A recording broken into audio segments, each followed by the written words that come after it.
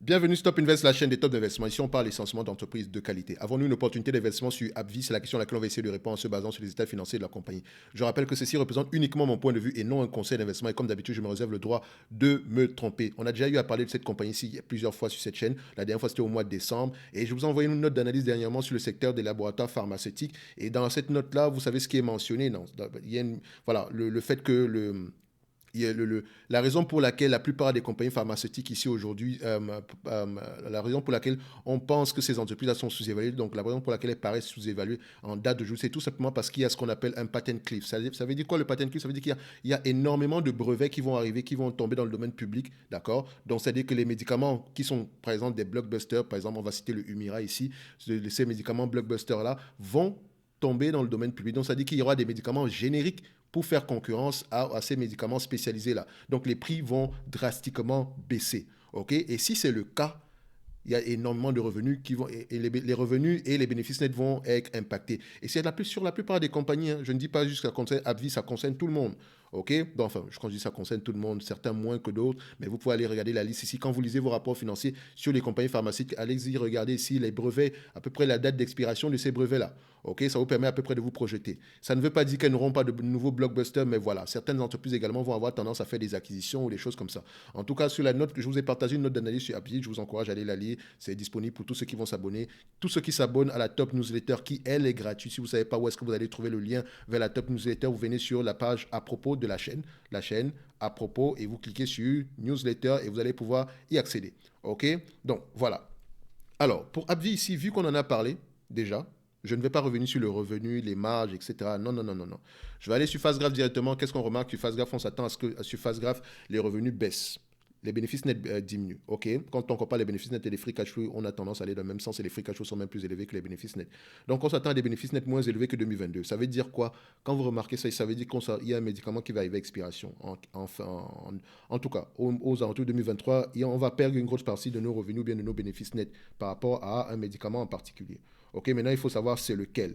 Il faut également savoir, est-ce que l'entreprise a également déjà pris des mesures alternatives ici afin de pouvoir soutenir, afin de pouvoir, afin de pouvoir soutenir ces bénéfices nets-là. Quand je dis soutenir, c'est dans le sens où voilà, elle aurait un nouveau médicament qui arrive, qui est sur le marché en date d'aujourd'hui et qui pourrait valablement remplacer le précédent. D'accord? Parfois, c'est plus difficile qu'on le pense, mais également peut-être qu'elle va faire des acquisitions ou des choses comme ça. Je vous ai mentionné que il y a un problème principal, c'est le patent cliff, mais également les entreprises. Quand on arrive à ce. C'est pas la première fois que ça arrive dans ce secteur-là, et généralement, quand ce genre de situation arrive, on a tendance ici à avoir beaucoup d'acquisitions. Et vous avez vu dernièrement ici avec Pfizer qui a fait l'acquisition ici de la compagnie qu'on appelle Seagen. Et il me semble également que Johnson Johnson avait fait avait fait l'acquisition d'une entité également. Bref, il y aura beaucoup d'acquisitions dans le secteur. Et il y aura également des cessions d'actifs. D'accord? Il y a la plupart des entreprises ici vont se départir ici de leurs médicaments en vente libre ici. Dans les médicaments de marque ici en vente libre. Donc, généralement ici des médicaments comme, entre parenthèses, le Tylenol, c'est un médicament de marque, mais en fait, il est déjà en vente libre. Donc, c'est-à-dire que les brevets, en fait, vous n'avez pas besoin de prescription pour l'acheter, mais également, vous allez voir ici que c'est pas un médicament sur lequel il y a des brevets, d'accord? Le générique existe, sauf que Tylenol se vend encore plus cher. C'est de l'ibuprofène, et ça se vend encore plus cher aujourd'hui que l'ibuprofène lambda. OK? Tout simplement parce que voilà, la marque a une certaine, la marque est un tout petit peu forte. OK? So, on va directement ici au niveau de l'évaluation. La dernière fois, j'ai pris 20 fois les bénéfices. Voilà, on avait pris 20, 22, 25 fois les bénéfices. Vu qu'on a ce patent cliff-là, donc on va prendre 20 fois les bénéfices ici, et même ça, c'est assez prétentieux. OK? On s'attend ici à voir combien en 2023? On s'attend à voir à peu près 10,99 $. OK? Et en même temps, ici, en termes de dette nette, qu'est-ce qu'on a comme dette nette en date d'aujourd'hui? Vous savez que j'aime bien aller regarder la dette nette pour l'exclure ici de mon évaluation. Donc, AbbVie, vu que c'est une compagnie américaine, je vais aller regarder sur Yahoo Finance, d'accord? Tout ce qui concerne ici la dette nette. Donc, je vais venir ici, je viens là. Voilà, donc AbbVie, Yahoo Finance. Yahoo Finance, je vais aller regarder, vérifier la dette nette ici. Ça ne fait pas de mal de toujours aller vérifier. Il faut avoir plusieurs sources ici, d'accord? Donc, c'est pas que quand il donne les mauvaises informations, mais ça dépend de comment est-ce qu'on envoie ces informations-là. Donc, quand je prends ici Balance Sheet, je vérifie bien la période, 31 du mois de décembre, et je vois ici que la dette nette ici est aux alentours de 54,07. D'accord, donc on a à peu près 54 milliards. Ok, c'est parfait, je prendrai le 54 milliards ici. Alors que sur Coifin, on affiche ici aux alentours de combien? On affiche 55,35. Ok, donc ensuite, une fois que j'ai la dette nette, j'ai besoin du nombre d'actions. Le nombre d'actions, je peux également le vérifier sur Yahoo Finance, mais je pense également qu'on a une bonne information ici. Vous pouvez constater que le nombre d'actions a augmenté. Elle a fait une acquisition ici. Je vous laisse aller voir ça. Je pense qu'on l'a mentionné également dans la note, mais je suis sûr et certain que vous allez retrouver la bonne information. Mais il faut toujours aller vérifier pourquoi est-ce que le nombre d'actions augmente, pourquoi est-ce que la dette nette augmente. Et vous voyez ici que la dette nette, on a une dette nette jusqu'à 80 millions, 80 milliards ici, et là on se retrouve à 55. Donc ça dit que la priorité c'est le remboursement de la dette. D'accord. Maintenant, une fois qu'on a ceci, on prend à peu près 54, c'est 54,07 divisé ici par 1,78, ici 1 milliard 780 millions, ça donne à peu près 30,37 par action de dette nette. Ok. Une fois que j'ai ça, je reviens ici au niveau de Fast Graph. On s'attend à combien de 10? On s'attend à 10,99 à 10,99 en 2022, 30 en décembre 2022, à 20 fois les bénéfices, moins la dette nette à 30,37, 30,37. On se retrouve à une valorisation aux alentours de combien? 189,43 à l'action. Ok, donc je viens ici, je note X20, d'accord? X20 ici à 189, je vais mettre 189,5, ça va faire simple ici, à partir de 2023, ok? Donc 2023. Voilà. Maintenant, si dans un environnement où tout se passe bien, d'accord, on arrive à avoir ici les bénéfices en 2000, vu que les analystes ont tendance à avoir raison et que les prévisions de 2025 s'avèrent être vraies, si dans un monde idéal, donc on est dans la guesstimation, c'est-à-dire qu'on a peut-être trouvé un nouveau médicament, etc., ça nous permet de revenir à peu près à un certain niveau de revenus, de bénéfices nets. Donc à 12,09 à 20 fois, 20 fois les bénéfices, donc 20 fois les bénéfices, c'est un rendement de 5% si on vous distribue la totalité des bénéfices nets en dividendes. Ok. Donc moins le nombre moins la dette nette ici, 30,37, ça donne ici une valorisation aux alentours de 211,43. Donc, je remets ici 211,43. Donc, on va ici, donc, ici 2011,43. Après, ceux qui aiment la précision, on va également mettre le 43 ici parce qu'il y a des gens qui vont dire, oh, mais pourquoi tu n'as pas mis 43 plus haut? C'est la même chose. OK? Donc, 2,11. OK.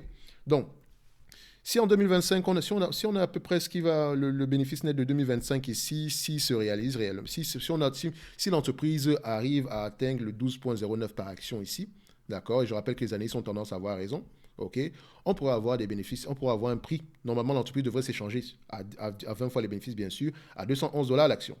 $211 l'action.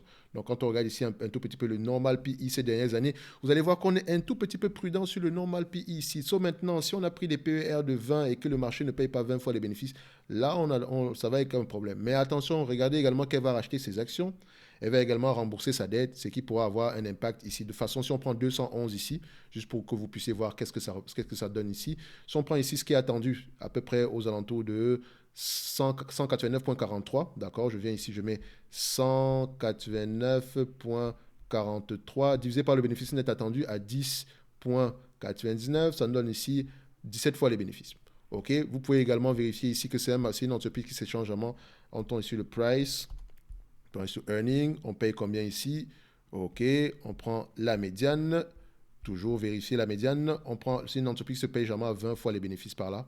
Ok, 20 fois les bénéfices. 10 dernières années, on a à peu près 21 fois les bénéfices. Donc, faites attention, ok? Mais parfois également, il faut regarder par rapport aux bénéfices nets attendus, les bénéfices nets futurs. Et vous allez remarquer que par rapport aux bénéfices nets attendus, le marché paye généralement, généralement des PER un multiple moins élevé par rapport aux bénéfices nets futurs. Ok, donc tout simplement, ça veut dire que l'entreprise est régulièrement sous-évaluée. Et si vous comparez à peu près par rapport à combien est-ce que se négocient les entreprises dans leur secteur d'activité généralement, donc par exemple dans le secteur du médicament, ici vous allez voir qu'on a clairement des PER à ces niveaux-là. Ça ne veut pas dire que vous allez acheter l'entreprise ici sans réfléchir, il faut aller vérifier est-ce qu'on aura des PER, est-ce qu'on aura des marges stables dans le futur. Donc, quels sont les blockbusters qui sont présentement en place? OK? Donc, faites attention à ça. Donc, si je vois une entreprise, si je vois cette compagnie s'échanger à 10 fois les bénéfices ici, je l'achète. Je vais d'abord me poser la question pourquoi. D'accord? Et également, si la raison est, à mon avis, pas assez solide, je pourrais l'acheter. Donc, allez-y regarder les médicaments qui arrivent à expiration. Allez-y regarder comment est-ce qu'elle fait maintenant pour remplacer ces revenus-là. Est-ce qu'elle prévoit faire des acquisitions ou des choses comme ça? OK? Donc, elle en a fait une dernièrement. La dette nette ici est gérable. Et quand on prend ici le ratio dette nette sur EBITDA, on se retrouve à peu près à quelque chose à 1,8. Donc, techniquement, elle n'a pas énormément de dette. Et elle peut rembourser la dette ici avec ses free cash flow. OK? Donc, je pense que AbbVie, c'est une compagnie qui peut se négocier aux entre 190 et 200 dollars l'action. Voilà. Si on est trop optimiste. Si on reverse, si on à peu près, comment on fait ça? Si on retourne l'équation ici, le 12,09$ attendu en 2025, d'accord, dans un monde où cela va se réaliser, d'accord, par rapport au prix actuel, disons à 158$ l'action, on aura un rendement sur coût de 7,65%. Ce qui pourrait être aussi intéressant, c'est-à-dire que le dividende en lui-même, il est safe. Maintenant, à vous de voir si cette compagnie-ci vous intéresse. Et comme je l'ai toujours dit, l'analyse fondamentale, c'est le quantitatif et le qualitatif. Le quantitatif présente les chiffres, le qualitatif fait parler les chiffres. Maintenant, allez faire parler les chiffres. Et si vous voulez, peut-être, par exemple, vous pouvez commencer par lire la note d'analyse qu'on vous a envoyée dernièrement, histoire de vous faire une idée générale. OK? Donc, la note d'analyse est généralement basée sur l'écoute des conférences call et l'écoute et la lecture des rapports financiers ici. N'oubliez pas que dans le lien de cette description, si vous allez avoir, vous allez avoir un lien vers le service Top Premium où on a encore présentement la formation thématique sur comment analyser une banque et comment lire les rapports financiers en pré-vente, d'accord? C'est-à-dire que vous ne payez pas plus que ce qui est proposé dans le service Top Premium. Donc, c'est-à-dire quand je dis pré-vente, elles seront disponibles ici au mois d'avril et pour les 107 personnes restantes, et ça s'arrête le 31 du mois de décembre. OK? Au 31 du mois de décembre, ici, on ferme le service Top Premium. La formation est disponible et on va réouvrir après cette période-là. Et la formation sera pour ceux qui seront intéressés par cette formation-là, le prix payé sera plus élevé que la version, le combo présentement ici. Ok, c'est tout simplement parce que c'est en pré-vente. Bref, on va se donner rendez-vous sur la prochaine vidéo sur AbbVie. Ça semble être intéressant du point de vue quantitatif, mais allez creuser, allez-y creuser. Ok, donc on va se donner rendez-vous ici sur la prochaine vidéo. D'ici là, portez-vous bien. Merci.